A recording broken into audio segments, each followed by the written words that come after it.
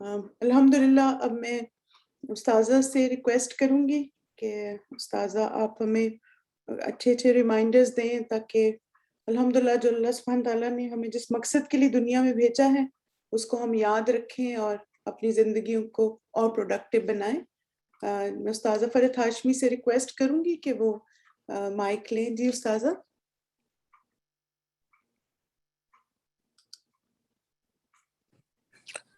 अस्सलामु अलैकुम वरहमतुल्लाहि वबरकातुहू। वालेकुम अस्सलाम व रहमतुल्लाहि व बरकातुहू। नहमदुहु व नुसल्ली अला रसूलिहिल करीम, अम्मा बाद, फ़अऊज़ु बिल्लाहि मिनश शैतानिर रजीम, बिस्मिल्लाहिर रहमानिर रहीम, रब्बि इश्रह ली सदरी व यस्सिर ली अमरी वहलुल उक़दतम मिन लिसानी यफ़क़हू क़ौली। अल्लाह सुब्हानहू तआला ने ये दुनिया बनाई, हमें इसमें बसाया और हमें बता दिया कि ये दुनिया इम्तिहान के लिए है। ये भी बता दिया कि ये दुनिया की ज़िंदगी महज धोखे का सामान है। वमल हयातुद दुनिया इल्ला मताउल गुरूर। हमें ये भी बता दिया कि आखिरत का घर ही असल में करार की जगह है, रहने का घर वही है।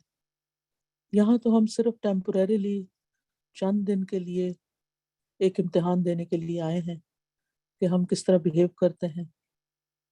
जो मकसद, जो काम हमें देकर भेजा गया यहाँ, उसको किस हद तक पूरा करते हैं। इस दुनिया से कितना फ़ायदा उठाते हैं, इस वक्त से कितना फ़ायदा उठाते हैं। जो रिसोर्सेज अल्लाह ताला ने हमें दिए हैं उनको हम किस काम में इस्तेमाल करते हैं, और फिर बिल आखिर जब अल्लाह के पास वापस जाते हैं तो साथ क्या लेके जाते हैं। इन्नमा हाज़िहिल हयातुद दुनिया मता व इन्नल आखिरत हिय दारुल करार। ये दुनिया की ज़िंदगी तो मामूली फ़ायदे के सिवा कुछ नहीं, और यकीनन आखिरत वही रहने का घर है। हमें ये भी बताया हमारे दीन ने कि ये दुनिया की ज़िंदगी एक दिल लगी और खेल है, और आखिरत का घर ही असल ज़िंदगी है। वमा हाज़िहिल हयातुद दुनिया इल्ला लहवुन व लइब व इन्नद दारल आखिरत लहियल हयवान लौ कानू यालमून। ये दुनिया की ज़िंदगी एक दिल लगी और खेल के सिवा कुछ नहीं, और बेशक आखिरत का घर यकीनन वही असल ज़िंदगी है। काश वो जानते होते। हमें भी इस हकीकत को अच्छी तरह जान लेना चाहिए और इसके मुताबिक अपनी ज़िंदगी गुजारनी चाहिए। जब कोई हमारा बहुत प्यारा, बहुत अजीज, बहुत करीब हमसे जुदा हो जाता है, और ऐसी जुदाई होती है कि फिर इस दुनिया में जीते जी वो वापस हमें नहीं मिल सकता, उससे हम मुलाकात नहीं कर सकते, तो हम कुछ ना कुछ आखिरत के बारे में सोचते हैं। चंद घंटे, चंद दिन, चंद महीने, और फिर उसके बाद दोबारा इसी दुनिया के अंदर मशगूल हो जाते हैं। अल्लाह सुब्हानहू तआला मुख्तलिफ तरीकों से हमें रिमाइंडर देते रहते हैं, लेकिन हम में से कम लोग हैं जो अपने आखिरी अंजाम को याद रखते हुए ज़िंदगी बसर करें। हमारे ज़्यादातर हम और गम और परेशानियाँ और फिक्रें और हमारे कंसर्न्स, वो ज़्यादातर 90% कह लें, या किसी केस में 99% सिर्फ दुनिया के बारे में होते हैं, जबकि असल मसला हमारा आखिरत है,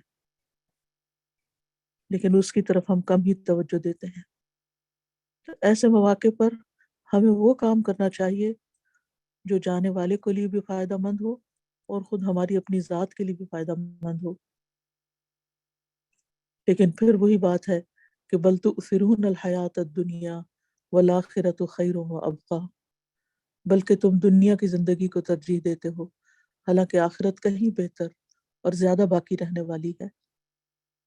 तो अक्लमंदी इसी में है कि जो बेहतर जगह है और जो बाकी रहने वाली है, उसकी तैयारी में अपनी सारी कुव्वतें और कोशिशें लगा दी जाएं, और कोई मौका ऐसा हाथ से ना जाने दिया जाए कि जिसमें हम उसको बुलाएं और उस आखिरत के लिए कुछ ना कमाएं।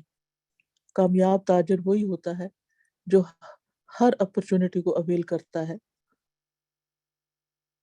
اگر ہمیں یہ حقیقت یاد رہے کہ دنیا کی زندگی کا سامان آخرت کے مقابلے میں بہت تھوڑا ہے، تو پھر ہم شاید وہ کام کریں اور دنیا کی زندگی کے سامان سے بھی وہ کام لیں جو ہماری آخرت میں ہمیشہ کے لیے ہمیں فائدہ دینے والا ہے۔ لیکن افسوس کہ ہم زیادہ تر کیا پسند کرتے ہیں؟ لہو، لعب، کھیل تماشا، زینت، اس میں مقابلے ہو رہے ہوتے ہیں آپس میں، ایک دوسرے کے ساتھ مال میں، اولاد میں، اور اسی طرح کی دنیا کی چیزوں میں ہم ایک دوسرے کے ساتھ مقابلہ کر رہے ہوتے ہیں، اور یہی ہمارے کنسرنز ہوتے ہیں، یہی ہمارے ہم و غم ہوتے ہیں، لیکن آخرت کو بھول جاتے ہیں۔ تو جو لوگ آخرت کو بھلا کر زندگی بسر کرتے ہیں اور صرف اس دنیا کو اپنا ہم و غم بنا لیتے ہیں، پھر وہ آخرت کے دن کیا جواب دیں گے؟ آخرت کا آغاز موت سے ہوتا ہے۔ موت اللہ نے پیدا کی اور ہر انسان کو موت کا ذائقہ چکھنا ہے۔ کل نفس ذائقۃ الموت وانما توفون اجورکم یوم القیامہ فمن زحزح عن النار وادخل الجنۃ فقد فاز وما الحیاۃ الدنیا الا متاع الغرور۔ ہر جان موت کو چکھنے والی ہے اور تمہیں تمہارے اجر قیامت کے دن پورے پورے دے دیے جائیں گے۔ پھر جو شخص آگ سے دور کر دیا گیا اور جنت میں داخل کر دیا گیا تو یقیناً وہ کامیاب ہو گیا، اور دنیا کی زندگی تو دھوکے کے سامان کے سوا کچھ بھی نہیں۔ تو اصل ہمارا گول یہی ہونا چاہیے کہ ہم آگ سے بچ جائیں اور جنت میں داخل ہو جائیں، کیونکہ اصل کامیابی یہی ہے، اصل فائدہ اسی میں ہے۔ اور موت کے بعد آنے والے مراحل کو خوب خوب یاد رکھیں۔ ہر روز موت کا تذکرہ کریں، ہر روز اس کو یاد کر کے اس کی تیاری کریں۔ ابھی سسٹر شازیہ جو اپنی والدہ کی وفات کے بارے میں سوچ کر جو تیاری کر رہی تھی، ماشاءاللہ وہ ساری چیزیں بہت ہی پریکٹیکل اور بہت فائدہ مند تھیں، جو آپ کے ساتھ انہوں نے اپنے پرسنل ایکسپیرینس شیئر کیے ہیں۔ اپنی پرسنل لائف کو شیئر کرنا بہت مشکل ہوتا ہے، لیکن اگر اس میں دوسروں کا فائدہ ہو، دوسروں کی بھلائی ہو، تو یہ قابل تحسین عمل ہے۔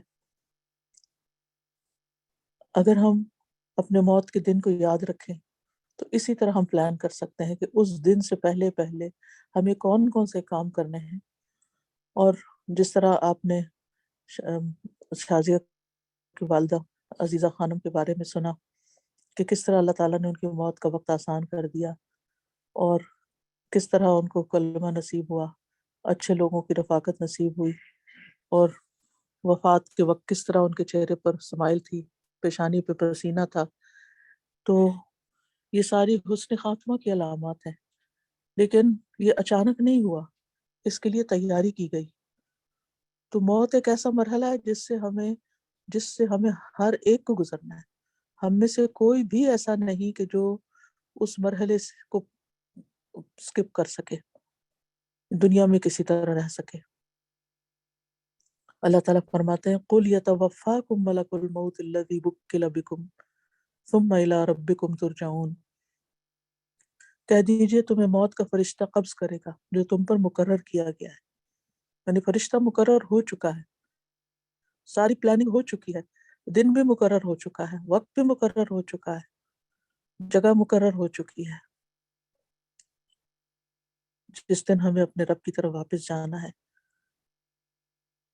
ہم اس کے لیے کیا کر رہے ہیں، کس طرح پلان کر رہے ہیں؟ ہم اپنی روزانہ کی زندگی میں وہ کون سے کام شامل کیے ہوئے ہیں کہ جو ہمارے اس دن کو خوشگوار بنا دیں، ہمیں اللہ کے اذن سے اور اللہ کے فضل اور رحمت سے ہمیں اچھی موت نصیب ہو، ہمیں اچھا خاتمہ نصیب ہو، کیونکہ بہرحال موت کی غشی اور موت کی بے ہوشی تو برحق ہے۔ وجاءت سکرۃ الموت بالحق ذلک ما کنت منہ تحید۔ اور موت کی بے ہوشی حق کے ساتھ آئے گی، یہ ہے وہ چیز جس سے تم بھاگتے تھے۔ یعنی ہم میں سے ہر ایک موت سے بھاگتا ہے، موت کے ذکر سے، موت کی سوچ سے، کیونکہ اس سے ہماری دنیا کی رونقیں اور ہماری جو انٹرٹینمنٹ ہے اس میں خلل آتا ہے۔ نہ ہم خود یاد کرتے ہیں اور نہ دوسروں کو کرنے دیتے ہیں۔ حضرت عمر بن عبدالعزیز کے بارے میں آتا ہے کہ جب وہ خلیفہ بنے تو ہر رات علماء کی مجلس قائم کرتے تھے اور اس میں بیٹھ کر موت کو یاد کرتے تھے، یعنی سب کے ساتھ مل بیٹھ کر موت کا تذکرہ کرتے تھے۔ یہ تھی ان کی تیاری۔ ہم خود اپنے دل میں اپنے گھر والوں کے ساتھ، اپنے بچوں کے ساتھ، اپنے دوستوں کے ساتھ اپنے اس آخری دن کی تیاری اور اس دن کا ذکر اور ان اوقات کے بارے میں کیا ذکر کرتے ہیں؟ تو بہرحال جیسی انسان کی زندگی ہوگی ویسے ہی اس کا انجام ہوگا۔ اور یہ زندگی صرف ظاہر کی نہیں، اس کے باطن کے اندر کیا ہے، اس کے دل میں کیا ہے، وہ جو بھی کوئی نیک اعمال کر رہا ہے وہ کس لیے کر رہا ہے؟ دکھاوے کے لیے، شہرت کے لیے، دنیاوی فائدوں کے لیے، دنیا کی کچھ حقیر نعمتیں حاصل کرنے کے لیے، یا واقعی اللہ کی رضا کے لیے؟ اللہ تعالیٰ سے نہ ہمارا ظاہر چھپا ہوا ہے اور نہ ہمارا باطن چھپا ہوا ہے، لہٰذا جس طریقے کی ہماری زندگی ہوگی اسی طرح کا پھر انجام ہوگا۔ اگر کوئی اچھے عمل کرے گا تو اس کے لیے اچھا انجام ہے، اور اگر کوئی برے عمل کرے گا تو پھر موت کے وقت ہی اس کے ساتھ ویسا ہی معاملہ کیا جاتا ہے، جیسے سورۃ الانعام میں آتا ہے وَلَوْ تَرَىٰ إِذِ الظَّالِمُونَ فِي غَمَرَاتِ الْمَوْتِ وَالْمَلَائِكَةُ بَاسِطُو أَيْدِيهِمْ أَخْرِجُوا أَنفُسَكُمْ الْيَوْمَ تُجْزَوْنَ عَذَابَ الْهُونِ بِمَا كُنتُمْ تَقُولُونَ عَلَى اللَّهِ غَيْرَ الْحَقِّ وَكُنتُمْ عَنْ آيَاتِهِ تَسْتَكْبِرُونَ۔ اور کاش تم دیکھتے جب ظالم لوگ موت کی سختیوں میں ہوتے ہیں، یعنی موت کی سکرات ہے، موت کی سختیاں ہیں، تو ظالموں کے ساتھ کیا حال ہوتا ہے، کیا انجام ہوتا ہے، اور فرشتے اپنے ہاتھ پھیلائے ہوئے ہوتے ہیں، نکالو اپنی جانیں، یعنی سختی کا معاملہ کرتے ہیں فرشتے ان کے ساتھ، آج تمہیں ذلت کا عذاب دیا جائے گا اس کے بدلے جو تم اللہ پر ناحق باتیں کہتے تھے اور تم اس کی آیتوں سے تکبر کرتے تھے، یعنی ان کو قبول نہیں کرتے تھے، ان پر عمل نہیں کرتے تھے۔ ایک اور جگہ سے بھی ہمیں پتہ چلتا ہے کہ ظالموں کو فرشتے اس سے مارتے بھی ہیں، یعنی جان نکالتے وقت ان کے پیشانیوں، ان کے چہروں پر اور ان کے پیٹھوں پر ان کو مار پڑتی ہے۔ موت کے بعد اگلا مرحلہ قبر کا ہے۔ قبر بھی انسان کے اعمال کے مطابق ہے۔ اگر نیک انسان ہے تو اس کی قبر بھی عمدہ ہوگی، اور اگر برا ہے تو اسی کے مطابق۔ تو ہمیں اپنی قبر کو بھی روز یاد کرنا چاہیے۔ رات جب ہم اپنے بستر میں لیٹتے ہیں تو یہ ضرور سوچا کریں کہ ایک دن ہوگا کہ جب یہ بستر نہیں ہوگا، بلکہ زمین کے نیچے، مٹی کے نیچے، تنہائی میں، اندھیرے میں، کیڑوں کے بیچ میں اس بستر پر لیٹنا ہوگا۔ وہ کیسا ہوگا؟ وہ اسی کے مطابق ہوگا جیسا ہم نے وہ تیار کیا۔ دنیا کے بیڈ روم بھی ہم خود ہی تیار کرتے ہیں نا، اپنی پسند کے بیڈ لیتے ہیں، اپنی پسند کے میٹرس لیتے ہیں، اپنی پسند کے کولڈز لیتے ہیں، اپنی پسند کے بیڈ شیٹس لیتے ہیں، تو اس کے لیے محنت کرتے ہیں، ایفرٹ لگاتے ہیں۔ اسی طرح قبر کے لیے بھی ہم کیا اپنے لیے چاہتے ہیں کہ وہ جنت کے باغوں میں سے ایک باغ ہو یا پھر جہنم کا ٹکڑا ہو۔ جو چاہتے ہیں اس کے مطابق پھر ہمیں عمل کرنے ہوں گے۔ ہم سب جانتے ہیں کہ موت کے وقت انسان کیا چاہتا ہے، کاش میں واپس جاتا اور میں کچھ کر کے آؤں۔ حتی اذا جاء احدهم الموت قال رب ارجعون لعلی اعمل صالحا فیما ترکت۔ یہاں تک کہ جب ان میں سے کسی کے پاس موت آتی ہے تو کہتا ہے اے میرے رب مجھے واپس بھیج دے تاکہ جو میں چھوڑ آیا ہوں اس میں کوئی نیک عمل کروں۔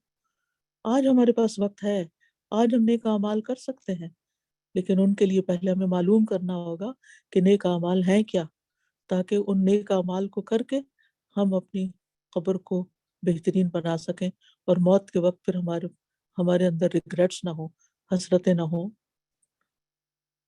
بہت سے لوگ قبر کے عذاب کو ہی جھٹلا دیتے ہیں، جبکہ قرآن مجید کی سورۃ غافر کی آیت 46 سے اس کا ثبوت ملتا ہے کہ برزخ کی جو زندگی ہے، چاہے وہ زمین کے اندر ہو، چاہے وہ پانی میں ڈوب کے کوئی مرے، وہ انسان کے عمل کے مطابق اپنے انجام کو وہاں انسان پہنچے گا۔ آل فرعون کے بارے میں سورۃ غافر میں آتا ہے النار یعرضون علیہا غدوا وعشیا ویوم تقوم الساعة ادخلوا آل فرعون اشد العذاب وہ صبح و شام آگ پر پیش کیے جاتے ہیں، حالانکہ آپ سب جانتے ہیں کہ آل فرعون تو پانی میں ڈوبے تھے۔ فرمایا اور جس دن قیامت قائم ہوگی تو حکم ہوگا آل فرعون کو سخت ترین عذاب میں داخل کرو، یعنی جہنم میں داخل کرو۔ تو اس سے یہ پتہ چلتا ہے کہ جہنم میں جانے سے پہلے بھی انسان کے اعمال کے مطابق اس کے لیے برزخ میں، قبر میں یا اچھا ٹھکانہ ہے یا پھر آگ ہے۔ بہرحال قبر آخرت کی منزلوں میں سے پہلی منزل ہے۔ یہ کافر اور منافق کے لیے آگ کا گڑھا ہے اور مومن کے لیے جنت کے باغوں میں سے ایک باغ ہے۔ قبر کا عذاب کئی گناہوں پر وارد ہوتا ہے، جس میں سے قرآن کو ترک کر دینا، نماز چھوڑ کے سوتے رہنا، جھوٹ بولنا، چغلی کھانا، بدکاری کرنا، لواطت کرنا، سود خوری، قرضہ واپس نہ کرنا اور اسی طرح کے دوسرے گناہ جو احادیث سے ہمیں پتہ چلتے ہیں۔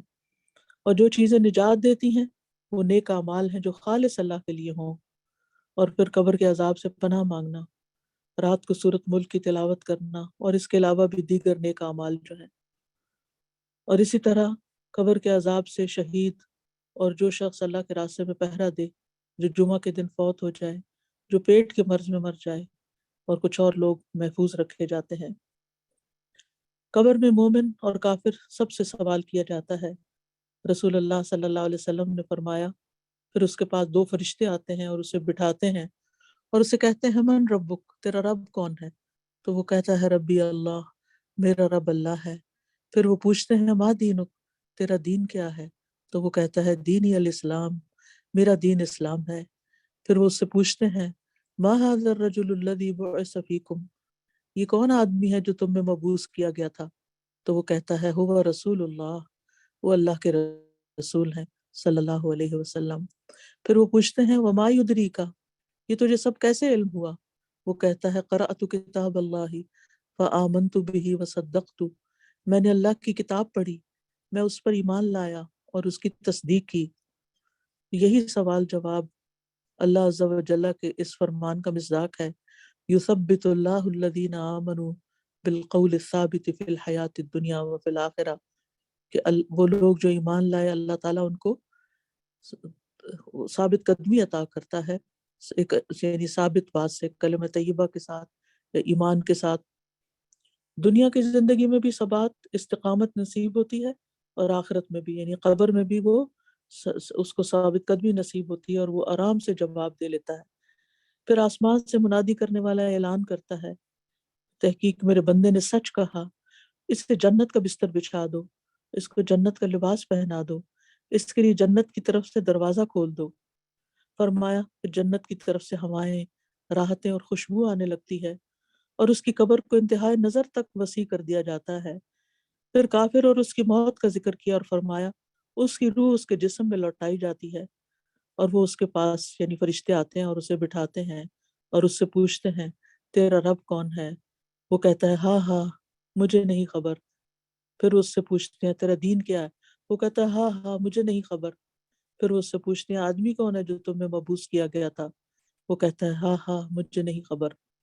تو منادی آسمان سے ندا دیتا ہے اس نے جھوٹ کہا، اسے آگ کا بستر بچھا دو، اسے آگ کا لباس پہنا دو، اس کے لیے آگ کی طرف سے دروازہ کھول دو۔ تو عزیز بہنوں، ہم سب کو یہ بات یاد رکھنی چاہیے کہ یہ سب باتیں جو بنیادی ایمان کی اور عقیدے کی ہیں، نہ صرف یہ کہ ہمیں خود اچھی طرح معلوم ہو، بلکہ ہمارے بچوں کو بھی، ہماری آئندہ نسلوں کو بھی، کہ ہمارے ساتھ آگے قبر میں کیا ہونے والا ہے، اور کیا میں ان چیزوں کی حقیقت کو جانتی ہوں۔ آج ہمارے بچوں کو کیا واقعی اس بات پر فخر ہے کہ وہ مسلمان؟ کیا وہ سب کے سامنے کہہ سکتے ہیں کہ میرا دین اسلام ہے؟ کیا وہ سب کے سامنے نبی صلی اللہ علیہ وسلم پر ایمان اور اس کی گواہی خوشی کے ساتھ دے سکتے ہیں؟ اور کیا وہ اللہ پر حقیقی معنوں میں ایمان لاتے ہیں؟ یقین ہے ان کو اللہ کی ذات پر، یا پھر اللہ کے بارے میں ہی وہ شک میں پڑ گئے ہیں؟ ہم نے ان کی دنیا بنانے کی فکر کی، لیکن ہم ان کی آخرت سے غافل ہو گئے۔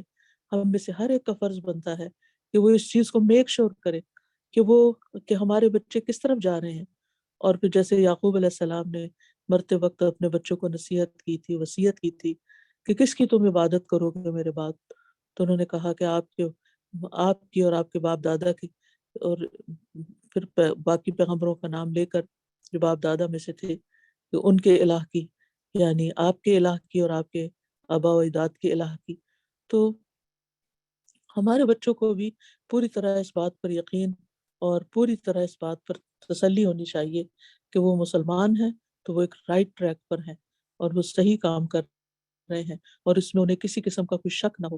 اور یہ اسی صورت میں ہو سکتا ہے جب ہم ان کے سامنے صرف دنیا کی باتیں نہ کریں، صرف مال کی باتیں نہ کریں، بلکہ آخرت کی بات بھی کریں اور واپسی کے سفر کے بارے میں بھی ان سے شیئر کریں. بہرحال قبر میں قیامت تک انسان رہے گا، پھر سور پھونکا جائے گا. اس دن کسی کا کوئی رشتہ باقی نہ رہے گا اور نہ کوئی ایک دوسرے کو پوچھے گا، اور پھر سب لوگ اللہ سبحانہ وتعالیٰ کے سامنے حاضر ہو جائیں گے. اور یہ قبروں سے دوبارہ اٹھنا، وَأَنَّ اللَّهَ يَبْعَثُ مَن فِي الْقُبُورِ، یہ ایک یقینی حقیقت ہے کہ اللہ تعالیٰ ضرور ان لوگوں کو زندہ کر کے اٹھائے گا جو قبروں میں پڑے ہوئے ہیں. قبریں کھول دی جائیں گی. وَإِذَا الْقُبُورُ بُعْثِرَتْ، اکھیڑ دی جائیں گی.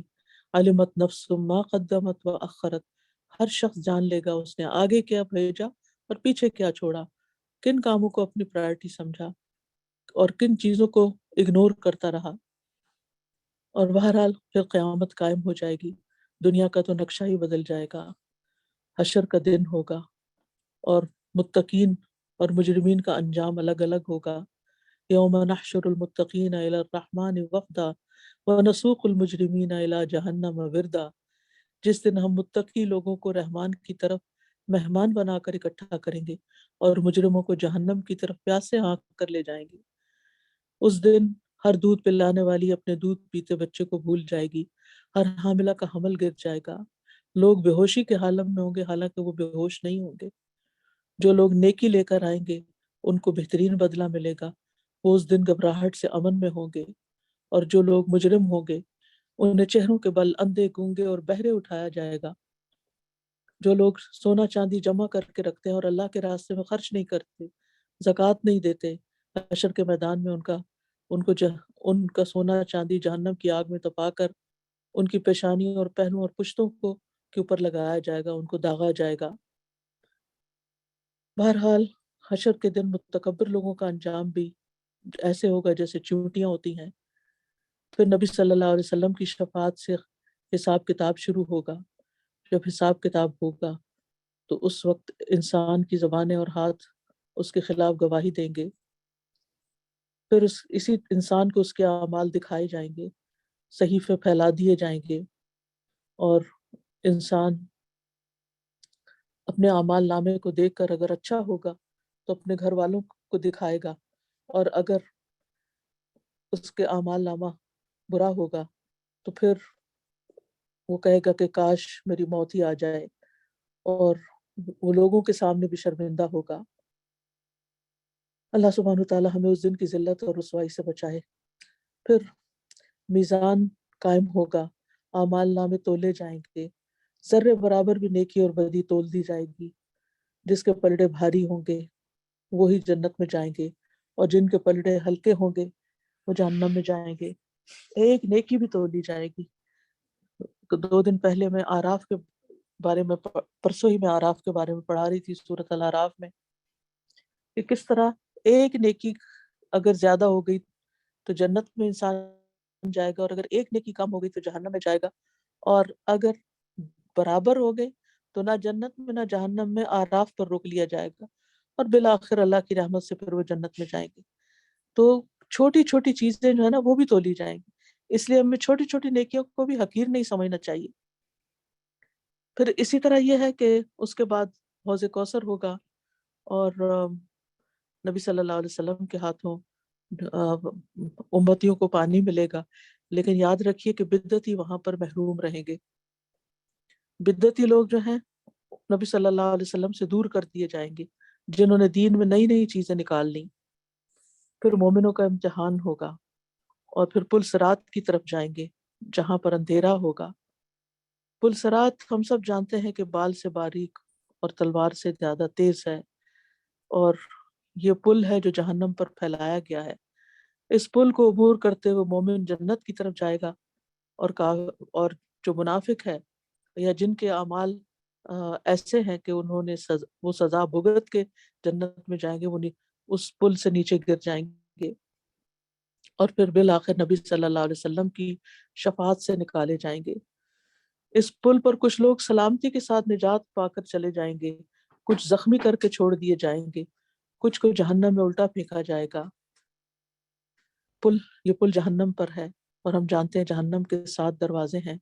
جو لوگ جہنم کے دروازوں سے داخل ہوں گے وہ اس سے کبھی باہر نہ نکل سکیں گے، لیکن جو لوگ پل صراط کے اوپر سے گریں گے ان کو بالآخر نبی صلی اللہ علیہ وسلم کی شفاعت سے نکال لیا جائے گا، اور آخر میں اللہ سبحانہ وتعالیٰ کچھ لوگوں کو نکال کر جنت میں داخل کریں گے، وہ اتقاء اور رحمان ہوں گے۔ پھر جہنم کی تفصیلات تو آپ قرآن و سنت میں دیکھ سکتے ہیں، لیکن یاد رکھیے کہ پل پار بھی ہو جائے، کچھ لوگ بجلی کی تیزی سے گزر جائیں گے، کچھ آنکھ جھپکنے کی دیر سے گزر جائیں گے، کچھ تیز آواز کی تیزی سے گزر جائیں گے، کچھ لوگ لڑکتے لڑکتے جائیں گے، لیکن ابھی جنت میں داخل نہیں ہوگے، اس سے پہلے ایک قنطرہ پر روکے جائیں گی۔ اور وہ قنطرہ کیا ہے؟ وہ ایک پل ہے جو جنت اور دوزخ کے درمیان ہوگا۔ وہاں دنیا میں جو لوگوں کے آپس کے مظالم تھے ان کا ایک دوسرے سے قصاص دلوایا جائے گا۔ صحیح بخاری کی روایت میں آتا ہے یہاں تک کہ جب ان کو پاک صاف کر دیا جائے گا، حتی اذا حذبوا ونقوا اذن لهم فی دخول الجنہ، تو ان کو جنت میں داخل ہونے کی اجازت دی جائے گی۔ نبی صلی اللہ علیہ وسلم نے فرمایا قسم اس ذات کی جس کے ہاتھ میں محمد صلی اللہ علیہ وسلم کی جان ہے، ان میں سے ایک آدمی جنت میں اپنے گھر کو اس سے زیادہ جاننے والا ہوگا بنسبت اس کے جتنا وہ اپنے دنیا میں اپنے گھر کا راستہ جانتا ہے۔ بہرحال جنت مومن کا آخری ٹھکانہ ہے، اور جنت کی سب سے خوبصورت چیز اللہ سبحانہ وتعالیٰ کا دیدار ہے، اور اللہ تعالیٰ نے جنتیوں کے لیے وہ کچھ تیار کر رکھا ہے جسے کسی آنکھ نے دیکھا نہیں، کسی کان نے اس کے بارے میں سنا نہیں۔ جنت مومنوں کا ٹھکانہ ہے، جنت خوبصورت ترین جگہ ہے۔ جنت میں سب سے پہلے نبی صلی اللہ علیہ وسلم داخل ہوں گے، آپ اس کا دروازہ کھٹکھٹائیں گے، اس کے بعد فقراء مہاجرین داخل ہوں گے، پھر اس کے بعد پہلے گروہ کے لوگ جن کے چہرے 14ویں رات کے چاند کی مانند ہوں گے، اور 70,000 لوگ بغیر حساب کے جنت میں داخل ہوں گے۔ پھر جنتیوں کی آپس میں ملاقاتیں ہوں گی اور خوبصورت نظارے ہوں گے، اور اللہ تعالیٰ کا دیدار ہوگا۔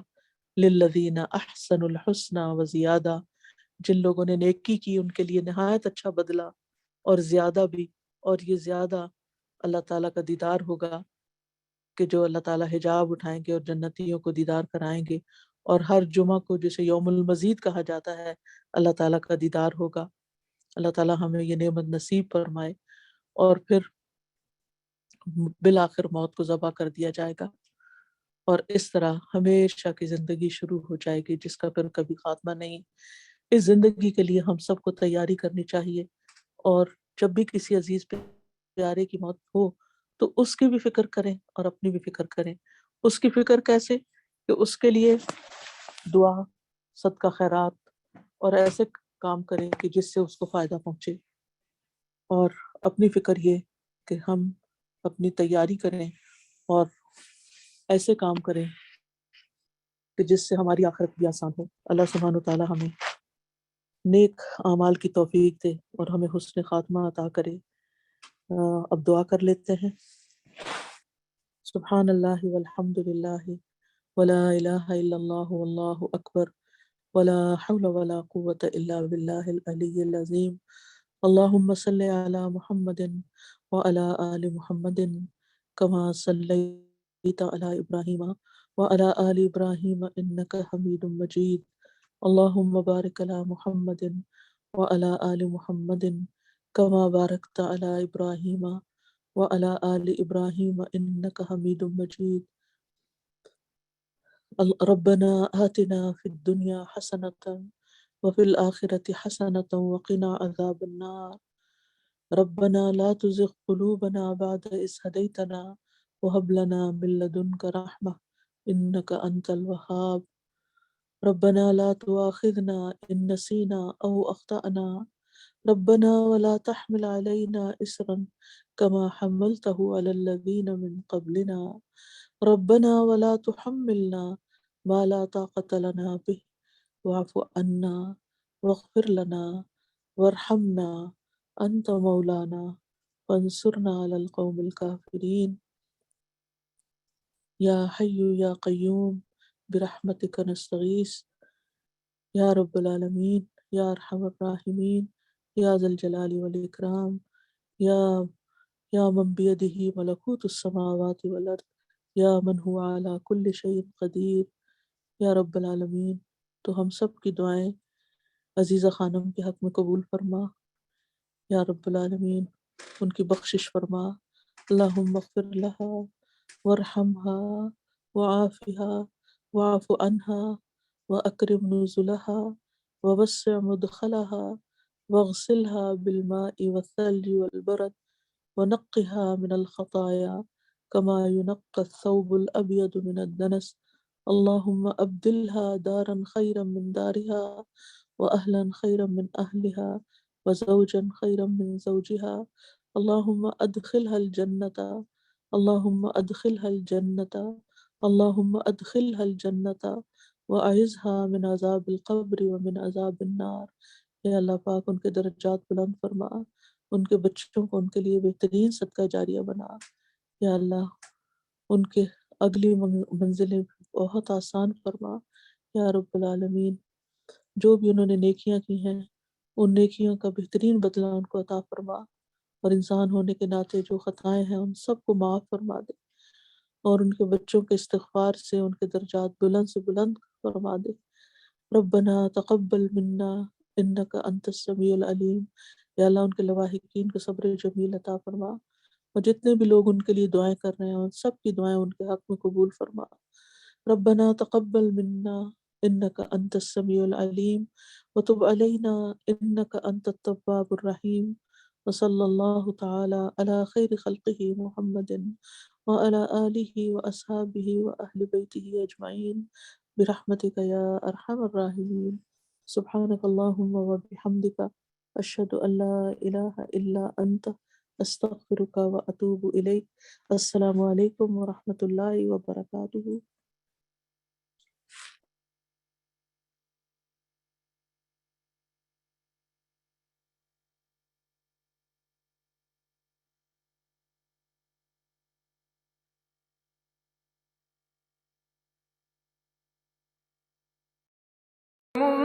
المنكرات وإذا أردت اللهم إني أسألك عملا بالحسنات وتركا للمنكرات وإذا أردت في قوم فتنة وأنا فيهم فاقبضني إليك غير مفتون اللهم إني أسألك عملا بالحسنات وتركا للمنكرات وإذا أردت في قوم فتنة وأنا فيهم فاقبضني إليك غير مفتون